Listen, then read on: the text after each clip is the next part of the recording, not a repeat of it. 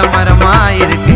யாரையும் குறைய சொல்லி பழக்கம் இல்லடா எனக்கு, ஏன்னா உன்னோட நிறைய திறமை இருக்கு. காலம் வரட்டும்டா எனக்கும் நேரம் வரட்டும்டா,